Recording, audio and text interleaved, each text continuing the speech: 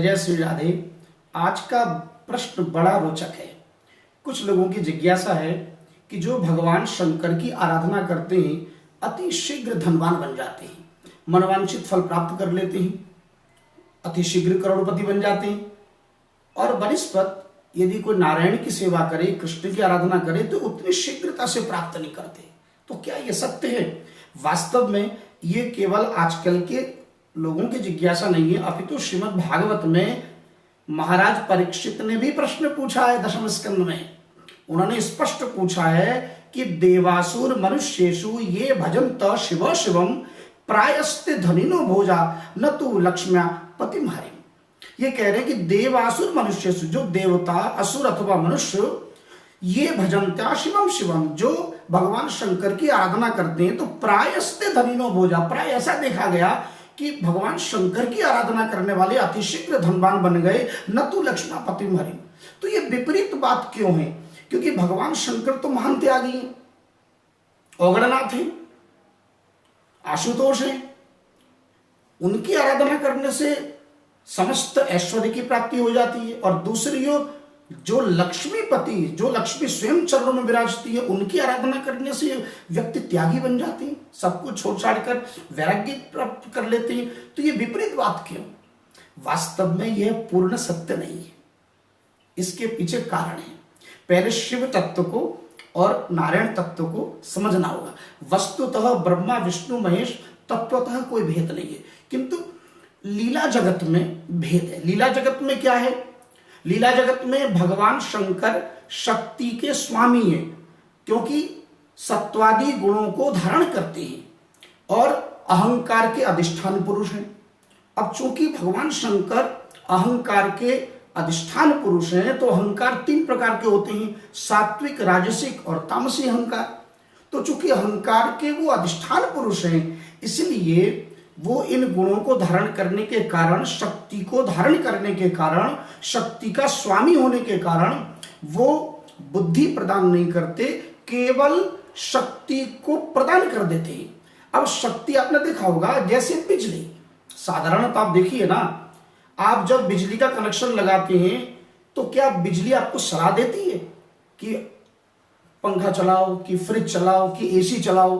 आपको बुद्धि तो नहीं देती है। उसका काम है, आपने कनेक्शन लगवाया, अब आपको कहां क्या, किस वस्तु से क्या लाभ लेना है, क्या सुख लेना है, वो आप जानो। तो बुद्धि का मालिक आप स्वयं हो। तो भगवान शंकर चूंकि शक्ति के स्वामी हैं, देखिए शिव में ई की मात्रा, छोटी ई की जो मात्रा है वो क्या है? वास्तव में वही तो है शक्ति। ई फॉर एनर्जी, और हिंदी में ई से ईंधन भी है, ऊर्जा का प्रतीक भी है।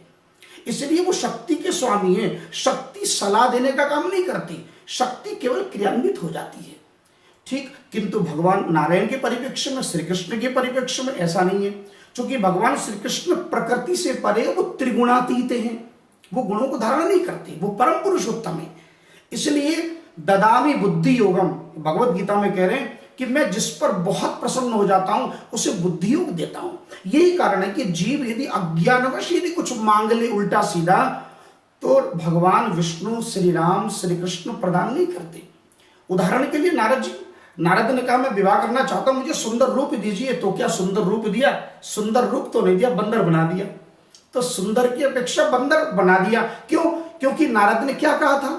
नारद ने कहा था, जेहि विधिनाथ होई हित मोरा, करौ सो बेग दास में तोरा। जेहि विधिनाथ होई हित मोरा, हे मेरे गोविंद, हे मेरे श्री राम, जिस विधि से मेरा हित हो, आप अतिशीघ्र मेरा हित साधो। तो मेरा हित विवाह में नहीं है। तो भगवान ने उसके मन की इच्छा पूरी की। वास्तव में विवाह कहां से? वो तो नकली है, वो राजकुमारी भी नकली है, वो राज्य भी नकली, सब कुछ नकली थे, असली तो थे ही नहीं। वो तो मोह से ग्रसित थे। इसीलिए भगवान ने उनको उस समय विवाह नहीं कराया, और बंदर का जब चेहरा मिल गया तो उनको आत्मग्लानि हुई, बाद में पश्चाताप भी हुआ, वास्तविकता से परिचय हुआ, तो बड़े शर्मिंदा भी हुए, क्षमा याचना की, तपस्या की।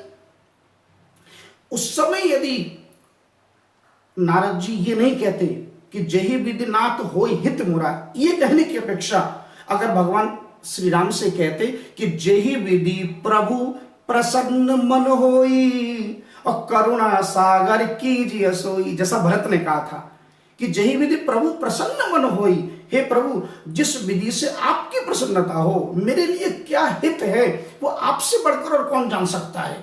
इसलिए प्रभु जो आपको अच्छा लगे मेरे लिए बस मुझे वही प्रदान कीजिए।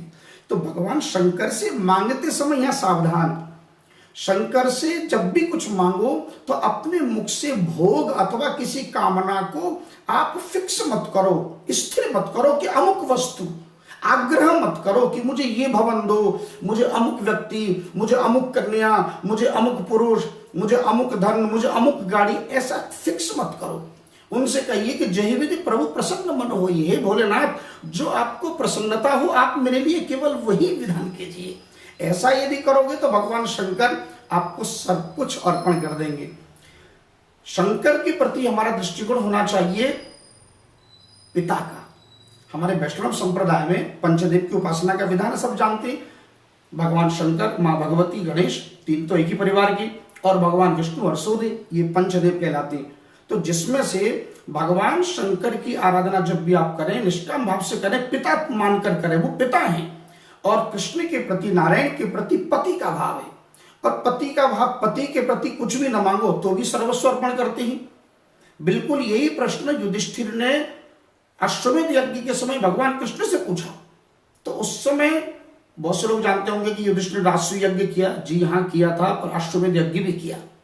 अश्वमेध यज्ञ के समय ये प्रश्न किया तो उस समय भगवान कृष्ण ने क्या कहा, ये बहुत ध्यान देने योग्य कि यस्याहम अनुगृह्णामि हरिष्ये तद्धनम शनै ततो धनम तजन तस्य स्वजना दुःख दुःखितम।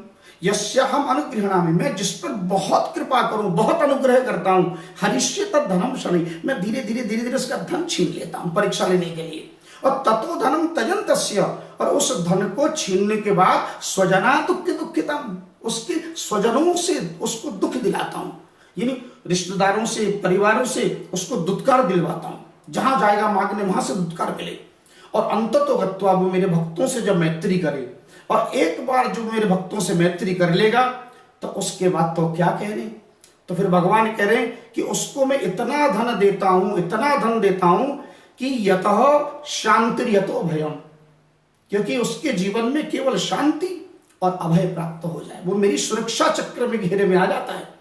और ऐश्वर्यम चाष्टदा यस्मात् यशश्चाम मलाभम, अर्थात 8 प्रकार की ऐश्वर्य, अष्ट सिद्धि, 9 नदी, ये सब कुछ मैं उसके कदमों में डाल देता हूं जब वो मेरे शरण में पूर्णतः शरणागत हो जाए निष्काम भाव से।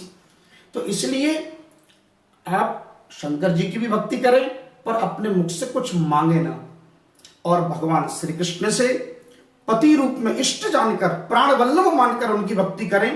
क्यों? क्योंकि समदर्शी इच्छा कछु नाही, वो समदर्शी हैं। और हर्ष शोक भय नहीं मन माही, न उनमें हर्ष है, न शोक है, न भय है ना। यही कारण है वो किसी का पक्ष लेते तो हैं, केवल भक्तों का पक्ष लेते हैं बस। और भक्त कौन है?